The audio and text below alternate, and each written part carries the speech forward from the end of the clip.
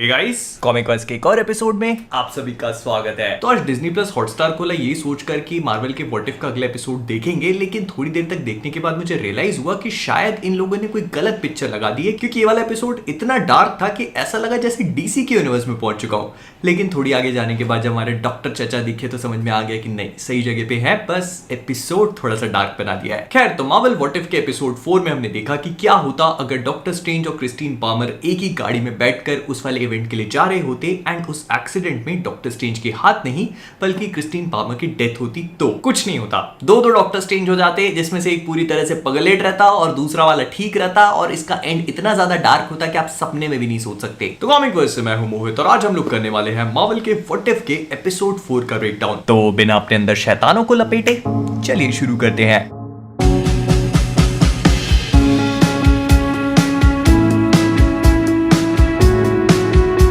तो इस वाले एपिसोड की शुरुआत भी वही वॉचर की ज्ञान पेलिंग से होती है, जिसमें वही टाइम स्पेस रियलिटी का ज्ञान पेलता है वो। और इसके बाद हम लोग देखते हैं कि डॉक्टर स्ट्रेंज अपनी वही मूवी वाली लैम्बोर्गिनी को लेकर क्रिस्टीन पामर को पिक करने गए हैं। अब देखो, मूवी में ये वाली चीज थोड़ी सी डिफरेंटली प्ले आउट करती है। डॉक्टर स्ट्रेंज क्रिस्टीन पामर से पूछते तो हैं उस इवेंट में जाने के लिए, लेकिन क्रिस्टीन रिजेक्ट कर देती है ये बोलकर कि उन दोनों के बीच में जो भी रिलेशनशिप थी उसमें सब कुछ डॉक्टर स्ट्रेंज के बारे में ही होता था।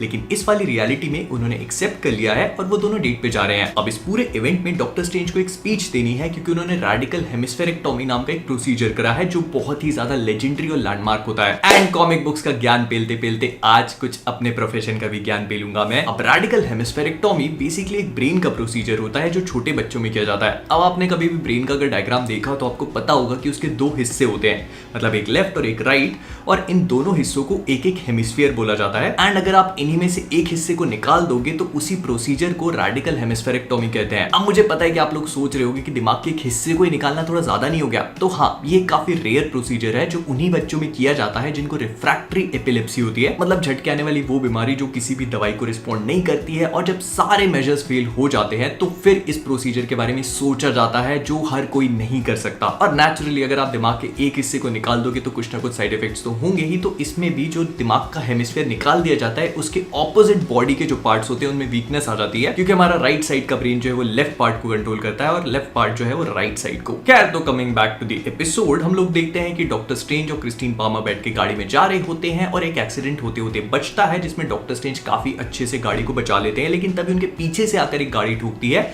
और वही सेम एक्सीडेंट होता है, लेकिन इसमें डॉक्टर स्ट्रेंज के हाथ नहीं बल्कि वो अपना दिल गवा बैठते हैं, मतलब क्रिस्टीन पामर की डेथ हो जाती है। अब इस वाली रियलिटी में डॉक्टर स्ट्रेंज के हाथ नहीं बल्कि क्रिस्टीन पामर की डेथ उन्हें डॉक्टर स्ट्रेंज मतलब सॉर्सरर सुप्रीम बनने के लिए मजबूर करती है। इसके बाद वही सारी चीजें होती हैं कि वो एंशिएंट वन से मिलते हैं, मिस्टिक आर्ट्स को सीखते हैं। हमारी एमसीयू की मेन सीक्रेट टाइमलाइन में आई ऑफ आगामोटो का क्रिएटर एक्चुअली में आगामोटो नाम का एक बहुत ही पावरफुल विजर्ड था, लेकिन यहाँ पे ये बताया गया है कि यहाँ पर आई ऑफ आगामोटो को एक्चुअली में डिस्कवर क्या क्लियोस्टो ने किया था। आगामोटो के बारे में कोई भी मेंशन नहीं किया गया। अब बाकी की सारी चीजें इस वाली रियलिटी में भी कुछ कुछ वैसे ही प्ले आउट करती हैं जैसे मूवी में करी थी, मतलब वो आखिरी में डोरमामू के साथ सेटिंग कर देते हैं और इस पूरी दुनिया को बचा लेते हैं।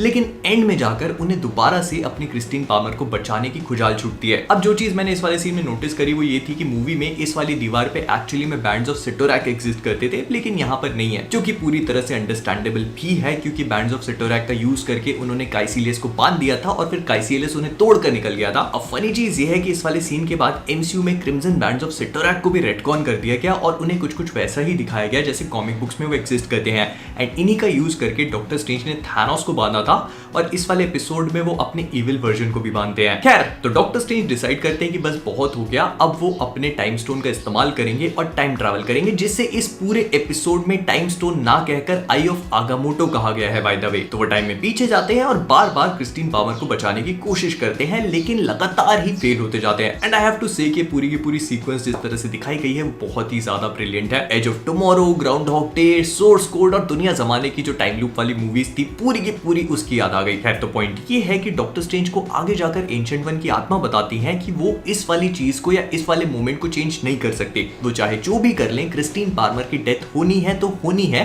क्योंकि वो एक एब्सोल्यूट पॉइंट है। खैर, तो यहाँ पे कुछ चीजें हैं जिन्होंने मुझे थोड़ा बहुत कंफ्यूज किया और जितना मुझे समझ में आया मैं आपको एक्सप्लेन करने की कोशिश कर लेता हूँ। इस बारे में आपको जो भी लगता है, अगर आप एग्री करते हो तो कमेंट्स में बताना, नहीं करते हो तो भी बताना। मार्वल के सिनेमैटिक यूनिवर्स में हमने अभी तक ये देखा है कि अगर टाइम में पीछे जाकर या फिर कोई भी अपनी डेस्टिनी को चेंज करता है या कुछ भी टाइम में पीछे जाकर चेंज करता है तो एक एक नेक्सस पॉइंट बनता है जो एक नई रियलिटी को जन्म देता है। और पहले तो टीवी वाले आके इस पूरी चीज को प्रूव कर देते थे, लेकिन जब से सिल्वी ने अपना कांड किया है उसके बाद से ये सारी चीजें अब नहीं हो रही है एंड रियलिटीज और मल्टीवर्स अब बिल्कुल अनकंट्रोल्ड मैनर में बढ़ने लगा है। तो फिर डॉक्टर स्ट्रेंज जब यहाँ पे टाइम स्टोन का यूज करके पीछे जाते हैं और दुनिया जमाने की चीजें बदल देते हैं, जैसे पहले तो गाड़ी धीरे चलाते हैं, फिर इंडिकेटर देने की कोशिश करते हैं, या फिर क्रिस्टीन को पिकअप ही नहीं करते, या पिकअप भी करते हैं तो पिज्जा प्लेस में चले जाते हैं।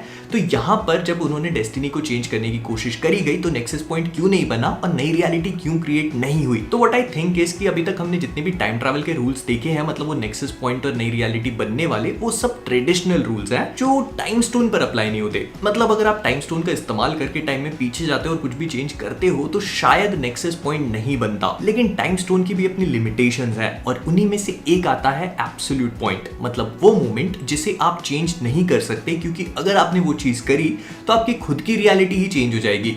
फॉर एग्जाम्पल डॉक्टर स्ट्रेंज का वही मोमेंट जिसमें क्रिस्टीन पार्मर की डेथ होती है, उसी ने उन्हें सॉर्सरर सुप्रीम बनाया। अगर क्रिस्टीन पार्मर की डेथ ही नहीं होगी तो उनकी खुद की रियलिटी चेंज हो जाएगी, जिसका मतलब यह है कि उनके पास टेक्निकली टाइम स्टोन होना ही नहीं चाहिए और उन्हें टाइम में पीछे जाना ही नहीं चाहिए। तो वैसे तो टाइम स्टोन के साथ आप टाइम ट्रैवल करके चीजों को जी सकते हो, दोबारा से रिलिव कर सकते हो और उन्हें थोड़े बहुत हद तक चेंज भी कर सकते हो बिना नई रियलिटी को क्रिएट करे। लेकिन अगर आप ये चाह रहे हो कि आप जरूरत से ज्यादा बड़े चेंजेस कर दो तो एब्सोल्यूट पॉइंट आपको वो चीज नहीं करने देंगे, क्योंकि ऐसा करने से आपकी खुद की रियलिटी चेंज हो जाएगी। और इस पूरे टाइम लूप वाले सीन में जब डॉक्टर स्ट्रेंज इस बार में बैठकर एक ड्रिंक ले रहे होते हैं तो हम क्रिस्टीन एवरहार्ट को भी देखते हैं न्यूज पे, जिसे हमने आयरन मैन 1 में देखा था। लेकिन डॉक्टर स्ट्रेंज इतना सब होने के बाद भी नहीं मानते हैं और एंशिएंट वन के साथ होने वाली एक छोटी सी हड़कंप में वो वहां से और टाइम ट्रैवल करके पीछे जाते हैं एंड लाइब्रेरी ऑफ कैग्लियोस्ट्रो को ढूंढ लेते हैं। अब यहाँ पे थोड़ा सा मैं कॉमिक बुक्स का ज्ञान पे लूंगा दोस्तों।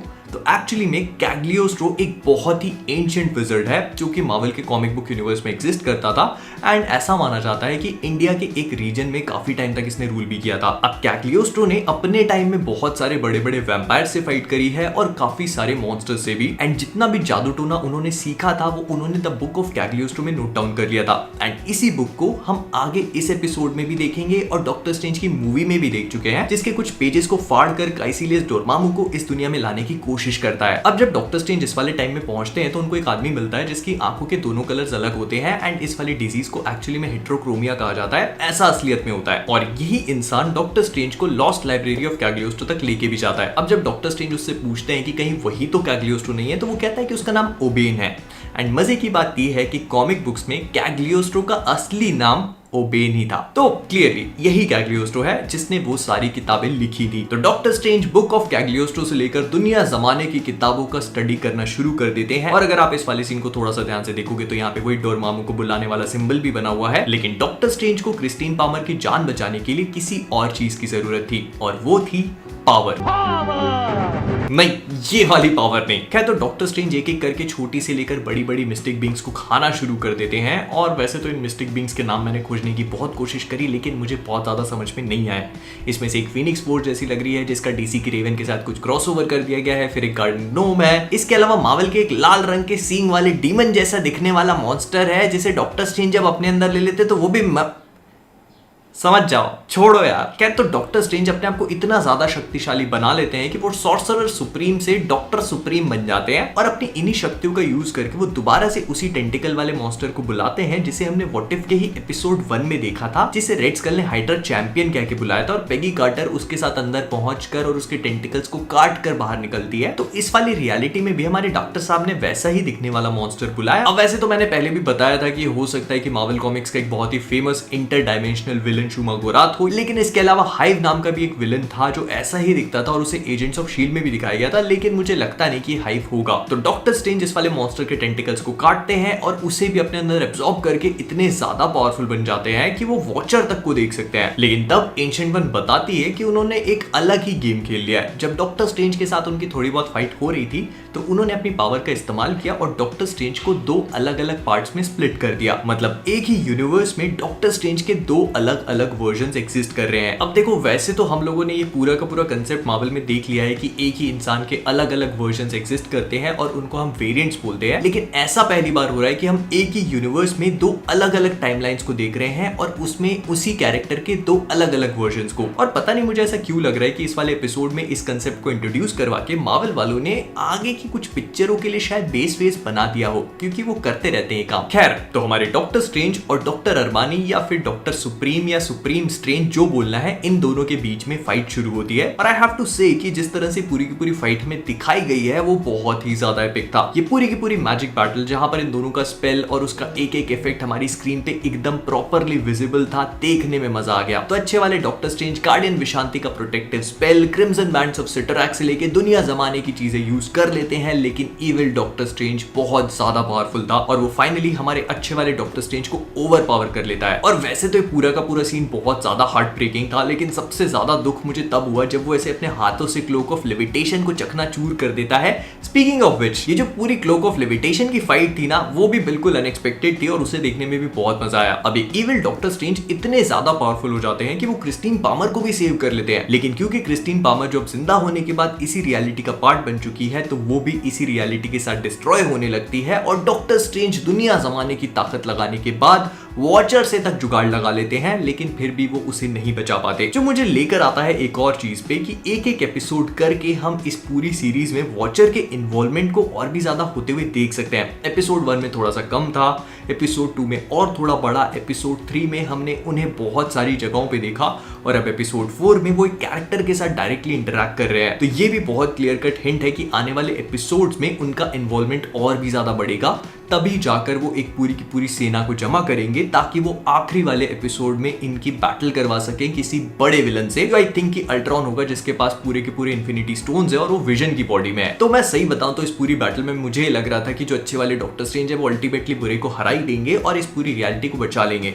लेकिन जिस तरह से मार्वल वालों ने इस वाले एपिसोड को एंड किया है, मुझे कहना पड़ेगा कि ये बहुत ज्यादा डार्क था। And I was not expecting कि इविल डॉक्टर स्ट्रेंज जीत जाएंगे एंड मोर ओवर ये पूरी की पूरी रियलिटी क्रश डाउन होगी, जिसमें वो सिर्फ एक मात्र अकेले इंसान बचेंगे अपने खुद के पॉकेट डायमेंशन के अंदर। सच में ट्रूली हार्ट ब्रेकिंग, और मार्वल वालों का कुछ ऐसा इंप्रेसिवली डार्क डिलीवर करना जेन्युइनली इंप्रेसिव है। तो विद दैट बीइंग सेड, हम लोग इस वीडियो को यहीं पे रैप अप करेंगे। अगर आप लोग को वीडियो पसंद आया हो तो प्लीज इसे लाइक और शेयर करना मत भूलिएगा। फिर इसके बाद अगर आप सभी लोग कॉमिक वर्स पे नए हैं तो वो नीचे वाला सब्सक्राइब बटन आपको लाल रंग का दिख रहा होगा, उसे टच करके ग्रे बनाइए। जब इतना कर लिया है तो मुझे फेसबुक, इंस्टाग्राम, ट्विटर, डिस्कॉर्ड दुनिया जमाने में फॉलो कर लो। तो अगर आप लोग को ये टी शर्ट अच्छी लग रही है जो रिफ्लेक्टर है बाय द वे, मतलब ये अंधेरे में लाइट पड़ने पे टिमटिमाती है, तो अगर ये पसंद आ रही है तो comicverse.com पे जाइए and shop away. Loki discount code का यूज करना मत भूलना। और हाँ, इस पूरे एपिसोड में आपको क्या क्या चीजें अच्छी लगी, क्या क्या चीजें बुरी लगी, क्या क्या चीजें कंफ्यूजिंग लगी, सब की सब मुझे कमेंट्स में बताना। तो जाने से पहले कॉमिक वर्स से मैं हूं मोहित और आप सभी लोग एज ऑलवेज